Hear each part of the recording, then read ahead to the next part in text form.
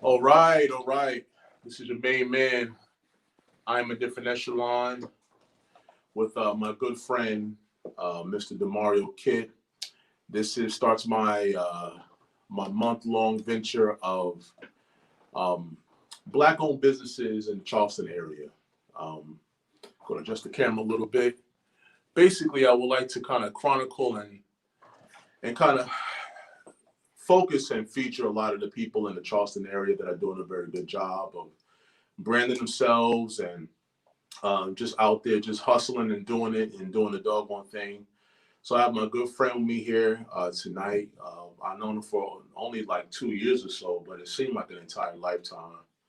Um, let's give a rousing round of applause for my man, Mr. Demario Kitt of Everything Smoked Food Truck.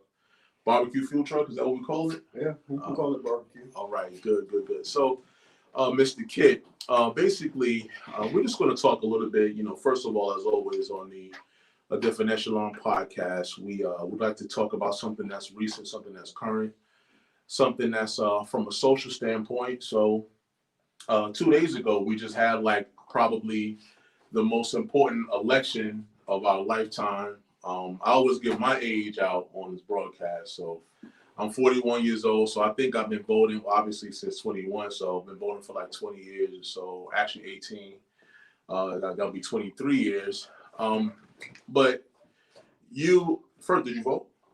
I did vote. All right. I was going to get you, man, if you didn't vote. Nah, but, we have the incumbent President Donald J. Trump, who has the challenger of former Vice President Joe Biden, representing Delaware, who was the Vice President under the Obama administration. What can you tell me about your experience in voting this time versus maybe in past times? From my perspective, I felt like I had more of a obligation. Oh, wow. It was more so thinking for the future. Like, your vote doesn't just affect you. Right. It affects the people that are associated with you. Right. Being family, younger relatives, Right. people that you may not communicate with Yeah. so often, but at the same time, it was a situation or a feat that I felt like I had to make sure I did it. Right. Like, my voice had to be heard. Yeah, you had to be a part of it. Yeah, I had to be a part. And that's very interesting. That's very necessary. I appreciate you sharing that, with myself and, the subscribers and followers and listeners. We can no longer, as African Americans, take the stance, nothing's going to change. I'm just going to hold my vote. Or, as they say, hold my vote hostage. Yeah. I am of the belief that if you don't vote, you can't talk to me about politics. And not just voting for the president, but also voting for what happens in your local, council. Yes. What happens in your city. We don't realize that, for those of us that have kids, it affects the schools. Your vote affects, your neighborhood and the roads that are not paved, that may cause damage even to your car, like something very small like that. Your vote can affect that, as well. So, what I noticed is that, with the social media influence, it's been a big push. I mean, even like when I voted, and I mentioned it before, they had a little pop-up background, like what you see here, that says "I voted" or "Go vote" or some slogan or campaign. And I also noticed that if there's a first-time voter, I don't know if you experienced this, but there's a first-time voter in the house, they first-time voter. Like, they really did a good job of trying to like really encourage other people to vote. And again, the power of social media, like something can happen right now. I mean, we're using social media right now through YouTube and through Facebook, and it's allowing us to be able to be broadcast all over. And so how do you feel like social media has influenced this election as well? I feel like it has been a positive as well as a negative. Right. Okay. Like, from the negative aspect, just society being influenced by voices of others and not really determining what is most beneficial for you, Right. rather than being caught on the wave. Right. So, like, actually going out, doing your own research, just because you see a post on social media Right. saying something Mm-hmm. doesn't necessarily mean that it's true. Mm-hmm. Right. We've witnessed that Right. since Right. the election, 2016. Yeah. or Yeah. you know, Right. things that were posted, things that are put out there, just to discourage or get you off track or whatever. Right. So I would say that's a negative side of it. Right. But it's our job to do the research for Right. ourselves. Right. Find out, is there any truth in this? What part's true? What part's false? Mm-hmm. And how will it affect my vote from here? Right. Or how will it affect my life from here? Right. So I would say on the positive aspect, I would say people shouldn't be commended for things that they are obligated to do. Right. But at the same time, it's a positive push when it's trending. Oh, Darius voted. Yeah. Yeah. Oh, I gotta make sure Darius put up his picture with the I vote sticker. Yeah. Right. I need to go vote too. Yeah. And you see everybody posting it. Now it's like, oh, everybody want to be felt like they're a part of something. Right. So everybody gonna go vote. Put that sticker on. Right. Exactly. And it's funny because our current president, you know, he uses social media in a mighty way. To be, I think he's 74, 75 years old. To, you know, he's always tweeting and doing things of that nature and putting out whatever he wants to say. And I'm not going to get into slandering or talking much about him, but he definitely uses it. So, you know, once again, I feel like, as it stands right now, it's about 6:30 or so. This is Thursday, 6:31 exactly on the East Coast. And they're still counting votes in Pennsylvania, and they're still counting votes in Nevada, still counting votes in Florida and Georgia, and also Arizona. And I think former Vice President Biden's in the lead right now. So we'll see what happens. I don't anticipate them to have those votes counted until maybe like Saturday or so. Well, I know they mentioned Tuesday that President Trump can file for a recount. Yeah. In certain other states that hasn't happened yet, but he can't do that until Tuesday. Right. So even after Tuesday, it's probably still going to be some more. There's some more going depending on how much uproar is created. Well, I'm going to say this. You know, what I don't want to see is violence. What I don't want to see is people feeling like just getting frustrated for whatever reason and taking it out on their neighbor or a stranger at the grocery store or whatever have you.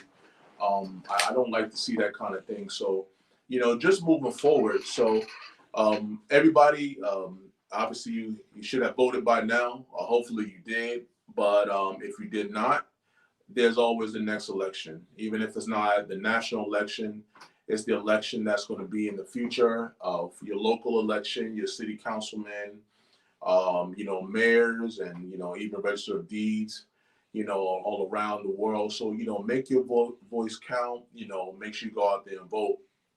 But just to kind of shift a little bit, just to give you a little history on Demario and I, we met through music. Not to get into all the details, but, you know, we have a band, The Lavish Sound, that we play together on. You're like my first member, actually, that's still with me now. So thank you for that. But when I met this gentleman, you know, he was playing the drums and, you know, doing his thing, and you know, we didn't get along at first, but just through, like, you know, the power of, like, taking the time to understand and learn each other, I think that, you know, we've gained a healthy respect for each other, and we push each other, you know, to higher heights, and, as they say in church, deeper depths. So with that being said, I want to talk about you. So when I met you, you were in school. You were in school, in college, looking for a degree or working toward a degree, I should say. And I'm not going to name the college because that's not important, but you attained your engineering degree. And, you know, you can tell your own story. So take me from working to get your degree, attaining your degree, and then ultimately going in another direction. What motivated you to do something like that? That seems like a drastic move that a lot of people will be afraid or, like, too ashamed to do because they worked so hard to get this degree. Like, so what happened? So I'll start with, like, the thought of even considering engineering. Okay. So I started doing FIRST Robotics. Okay. Which FIRST Robotics is not paying us to mention them, but at the same time, right. I started doing that, and I found it very interesting, like just the hands-on activity. Always like had a love and passion for motors, electronics, like gadgets, things of that nature. Right. So that led to me traveling, doing a lot of competitions, like meeting a lot of people or whatever. And at that time, when I was pretty much coming up for graduation, it was a lack of engineers, specifically mechanical engineers. Okay. So it's pretty much like, oh, we need a lot of engineers. Right. We need more engineering STEM students. Okay. So I felt like that was a degree that was competitive as well as kind of like, I guess, a security blanket. Right. Like engineering is a very broad major field. Yeah. Right. So I felt like that was something that I could always fall back on. Right. And at times I was still doing the music thing while being a student. And I got discouraged at times just because like it's hard. It was a lot going on in my life at that time. Right. Just trying to figure out. I was young. Yeah, I'm still young. Yeah, right. But I was young, just trying to figure out what path to go down. Right. Or whatever. Right. And it just seemed most practical. Right. Which I got caught up in the practicality. Like people in my ear, oh, you need a security blanket. You're a smart guy. Why don't you do engineering? Right. And that was I felt like at that time, I didn't need to hear that. I needed to figure out what I wanted for myself because often we get caught up into listening to what everybody else has to say and how they feel versus like really figuring out what you want for yourself. Right. So did the whole engineering thing, graduated, got my degree, got my associates in science and engineering. Then I went back and got my bachelor's. Okay. And after that, I was working at an aerospace firm, and it was going good. Everything was cool. Right. Great job. Right. Had fun. I enjoyed it. Right. Good money. Right. And things just kind of hit the fan. Oh wow. Yeah. Okay. Things hit the fan, and so from that point, you decided to change gears. Yeah. So tell me the moment that it happened. Like, so when did you decide? Like, you know what? I'm not doing this. So while I was doing the whole engineering thing, I was still playing drums full time. Right. So like there was times I would play a show. Yeah. Don't get home till like 2 or 3 in the morning. And right back up 6 o'clock to be to work by like 7. Right. So and it was good having multiple streams of income. Right. Which is something that I feel like everybody should have. Right. Get on that. No doubt. Yeah, no doubt. Yeah. So I was doing that, and it pretty much was like, I'm working and not enjoying myself. It's one thing to really work for someone else and know that you're really benefiting them, but it's more like a burden to you. Right. So once I felt like that burden, the hassle of, hey, I did this engineering thing not really because I really wanted to do it.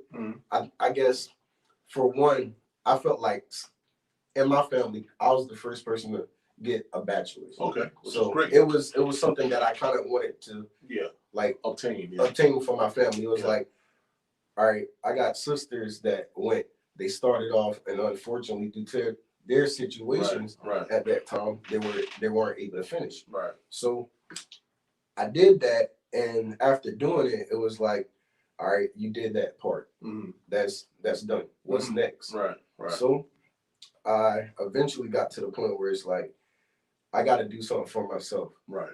And then I thought about it. Like, I was always raised, like, my dad's side of the family was preachers and like teachers. Yeah, right. All that. And then my mom's side, they were business owners, club owners, things of that nature. Right. So I was like, you know what? I need to go ahead, step out, get myself together, and create a business, create a lane, create another avenue for myself. And I think probably after I had a son Yeah. during that time Right. as well. Right. My first kid found out my senior year. Yeah.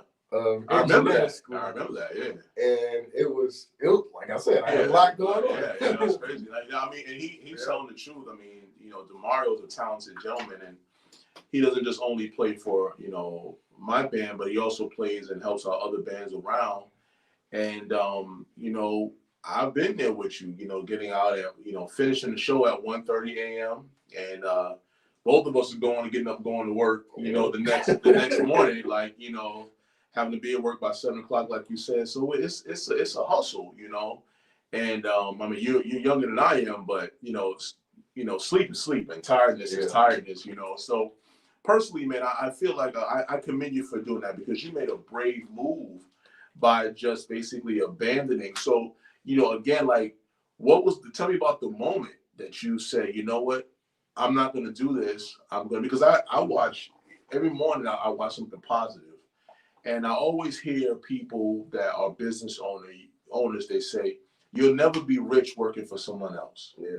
And when you work for someone else, you're basically aborting your dream to fulfill someone else's dream, where they get all the glory, all the gratification, all the credit, so on and so forth, but you're just punching in and punching out. Yeah. Like, so you're aborting your own, you know, your own future and things of that nature. And everybody's not a dreamer. There's some people that are 9-to-5 people. You know what I mean? That's correct. Right. I mean, there's some people that are 9-to-5 people. Some people just don't want the pressure of having to get up, because when you have your own business, you have to perform, you know, and you have to be on it every single time. And when you have brands, you have to say, you know what, I got to make sure everything is square with my brand, because I don't want my brand to look bad because it makes me look bad. Correct. So, you know, you taking a lane, and for those of you who don't know, once again, we're in Charleston, South Carolina, which seems to be the culinary capital of the world. Like, we have a lot of world-renowned chefs that come here to practice their skills and also to flourish in their skills. So, you know, and again, I'm kind of going off, but I want you to tell me about, when did you decide to make this jump? The full jump, I would say, happened probably back in February. Okay, this past February. Yeah, probably. Okay. It's right before COVID. Yeah. Okay. Right which is tough. Which was a blessing as well. Yeah, right. It was very tough. Yeah. But it was right before COVID. I was like, you know what? Now's the time. Yeah. What am I waiting for? Right. I still got a young child. I can be mobile. Right. So eventually I want to be able to calm down, relax, like watch my son. Yeah. So let me go hard now. Yeah. My time is now to go hard. Right. So I was like, let's step out, let's do it. Right. If I fall, I get right back up. Yeah. I still got time. No doubt. Or whatever. So at that moment, it was more so, again, I felt like I really wasn't necessarily doing it for myself. Yeah. I felt like I was doing it so that my son will have something for the future. Right. Or just trying to put my family overall in a better position. Right. So that jump was necessary. And then at that time I had the support of my family. Right. And I still have the support of them. And I thank y'all. Yeah. Corey, Monique. Yeah. I appreciate all y'all, you know. And it was just like, it just clicked. Right. I was prayed. I'm a God. I'm a man of God. I'm a man of man of God. I got you. Yeah, no doubt. Yeah. So, and that man up there, he just made everything click. Yeah, it felt like that. And that's something, you know, that's something else we do have in common, and we have faith in God. And, you know, there's I don't know if it's a scripture or just a saying, but take your burdens to the Lord and leave them there. So, you know, for those of you who are, you know, religious in any way, shape, or form, you know, when you're doing a heavy thing, you look for some type of confirmation, like some type of you know, power to help you. You know, not everybody feels like they, you know, can do it on their own. So I commend you for doing that as well. So let's move forward. Let's talk about why you chose barbecue, right? Because once again, being in Charleston, we have a lot of heavy hitters in the barbecue field or in that particular niche. Why barbecue? Tell me. So I'm gonna go back a little bit. Okay. So my son was in a competition for this organization. I'm not gonna mention the organization. Right. And my family, we did a barbecue sale. Okay. Just to raise funds for that organization. Right. And it went good. Mm-hmm. And I was like, man, my family can cook. Yeah. My grandmother, she had a catering business. Okay. So that was like, I had to help my grandmother. I had to help my mom, my dad, my stepfather, all of them. A lot of support. Yeah, a lot of support. And I was like, once that event was over, we should start a business. Okay. At that time, there was no parts. Yeah, right. Doing business with you? Yeah, right. No. Nah, so I ended up talking to Corey, and me and him were on the same page. Right. And it was like, you know what? We can do it. Okay. So that's your partner? Yeah. What's his last name? Smalls. Corey Smalls. Corey Smalls, man. You and Demario doing great things. But carry on. I want to shout you out, Corey. You my boy. Yeah. So Corey Smalls and I decided that, hey, we do this for fun, and people really enjoy it. Right. Why not make it something that we can benefit from? Lucrative. Yeah. So after that, we got together, came up with a plan. We started off just with just a grill. Right. You start small. Yeah, started small, just a grill. Us two guys trying to make it work. Right. Then we took it a little further. After testing the waters, we eventually got a food truck. Okay. So that's good. And food trucks are very, very, very popular all around. I remember when food trucks kind of, first of all, you would see like the Hispanic community always have that kind of model. Yeah. They've always had it. But then within the last, I would say 5 to 7 years, food trucks of various types of foods have come about. And so with yours now, being mobile, like talk about some of, I guess I can say, you talked about the good times, and talk about some of the headaches that come along with having a food truck. Like what's the benefit and what's the headache? I mean, like obviously you don't have what they call like a brick and mortar kind of situation. Yours is mobile. So, give me the positives and negatives of a food truck. So the positives. Yeah. You can go anywhere. Right. Pretty much. You're mobile. Right. I can go to my customers. If there's an event where it may not be a lot of restaurants in the area, I'm able to bring great food to great people. Right. And that was the idea. It was like we wanted to be able to get anywhere at any time. Right. So it made sense to get. We thought about a food truck. Yeah. And the issue with a food truck is eventually that truck will break down. Okay. So I decided to go with a food trailer because I can hook up that trailer to a truck. Well, thanks for correcting me because I thought you had a food truck, but that's a very good nuance. Same concept. Yeah, but you have a food trailer, so you can hitch it to the back of the truck. I have to say this too. Demario may not want to say it, but Demario's from the great metropolis of Harleyville, right? I'm from St. George, right? St. George, South Carolina. So, you have a lot of people that have become famous from that area. I'm looking at one right here, but what he's talking about is true because there's some rural areas. They don't have a lot of, businesses there. So he's able to go and bring it to them. So if there's a birthday party, graduation, a church gathering, whatever have you, even if someone just having some kind of small, they just want some good food, he's able to pull his food trailer behind, the pickup truck or whatever, and go and provide there. And that's one of the good things about having that mobile thing because, even though this is 2020, there's some people who still don't drive. Correct. And we live here. There's some very dark roads, and then people who walk up and down the roads, very dangerous. So it's important for a person that, has a service like that to provide it for the people. And I was watching something this morning, once again, about starting businesses.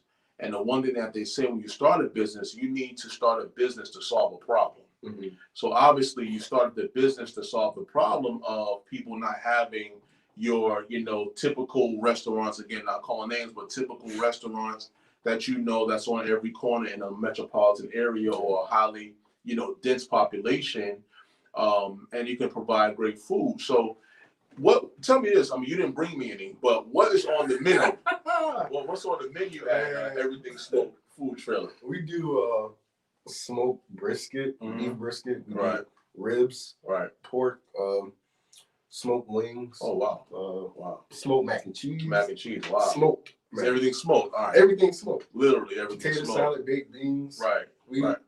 We're dabbling into some more stuff. So stay tuned for our winter menu. There we go.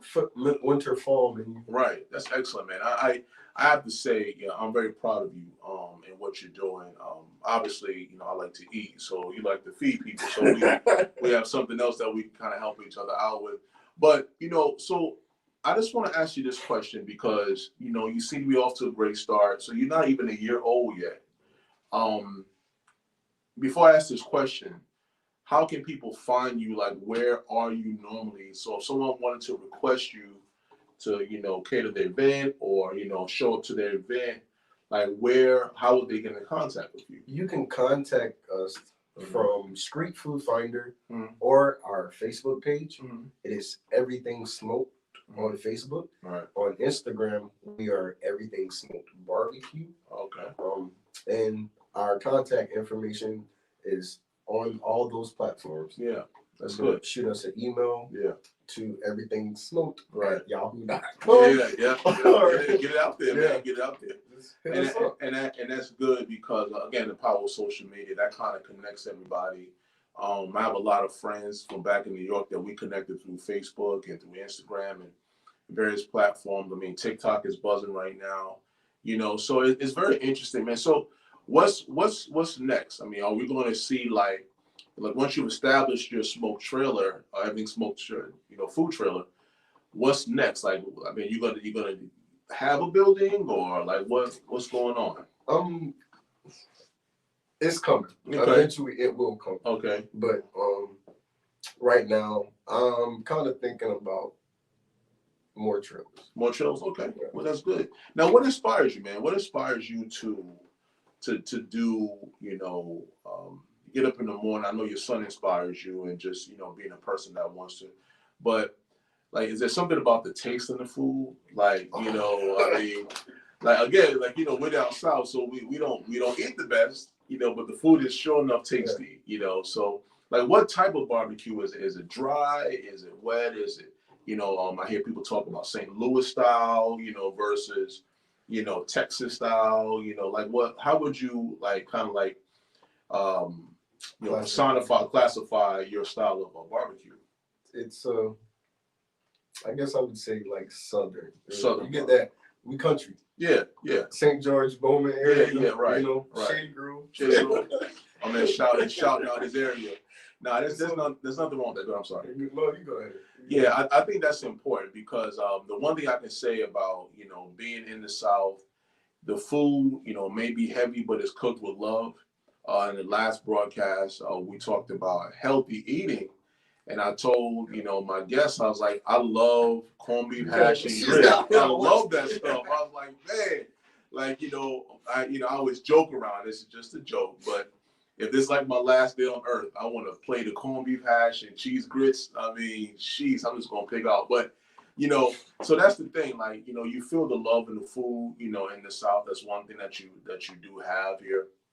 So I'm looking forward to, tasting some of your food. I mean, this guy, we've been friends for the longest and I've never tasted it. So, are there any festivals that you're going to be at? I know COVID has kind of like messed up everything, as far as that kind of stuff goes. But, outside of, just catching you, like do you have a normal spot? Like, yes. Shout that out. Yes. So when we are not doing private events or at special locations, we are in Ridgeville, at JR's Groceries or Carter's, right there on 78, Highway 78. Yeah. So once again, that's Fridays and Saturdays. Fridays and Saturdays, JR's Grocery or Carter's. They're both on 78. Yes. Yeah, in the Ridgeville area, right? Correct. Yeah. So if you're in Somerville, just come on down. You can't miss it. Near the interstate, right? Close. Yeah, close by the interstate. So you'll be able to taste some of this food. I'm trying to get this guy to come on out to the North Charleston area to do more stuff out, closer to here. So, but listen, man, I thank you for your time. And this is what I wanted to do is to get the word out about what you have going on. Again, promoting Black businesses this month. We have you on tonight. The next podcast is going to be with a friend of mine, David White, who has the Dropping Pin, which is like an Instagram type business, which is I'm interested and curious to see how he kind of curates that and gets that going. We'll have Leah's Wine Shop later this month, the beautiful wine bar out in Mount Pleasant, South Carolina. We also have Calvin, who has the mobile cigar trailer as well. So it's kind of like you, but he's doing cigars. And we'll have some more guests popping up here and there. But I want to thank you for your time. And we got to taste some of this food. I think we got to come back and do another one where we have the food in front of us. We have some other people taste testing like what they're doing, like Good Morning America, whatever. I'm going to have the biggest plate for sure. But once again, Demario Kitt and Corey Smalls of Everything Smoked Barbecue Trailer. Definitely hit them up on Facebook. Definitely hit them up on Instagram. Hit them up on the Yahoo. Once again, give all your tags out. Facebook, Instagram, Yahoo. What are they? Facebook is at Everything Smoked. On Instagram at Everything Smoked Barbecue. Right. And what's your email address? It is everythingsmoked@yahoo.com. That's right. That's right. Once again, this is Demario Kitt on behalf of Corey Smalls of Everything Smoked Barbecue. I am a different echelon, Darius Nolan, where we're here to educate, enrich, and to encourage everyone, love every one of you. Please, please, please hit that subscribe button. We have a lot of things that's going to be coming in the future. I'm telling you, this is blown up.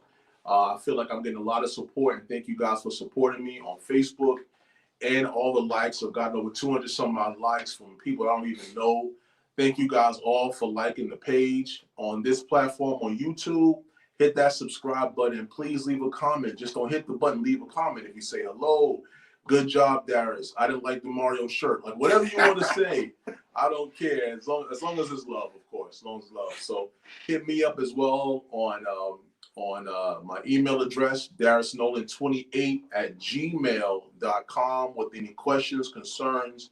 If you have any like topic ideas and different things of that nature, hit me up. Please don't be afraid. Once again, I'm a different echelon. This is Demario Kitt. This is a different echelon podcast with Everything Smoked on behalf of Corey Smalls. You guys be careful, be safe, watch your backs, consider each other. And again, we're here to educate, enrich, and to encourage. God bless you all. Have a great evening. Take care.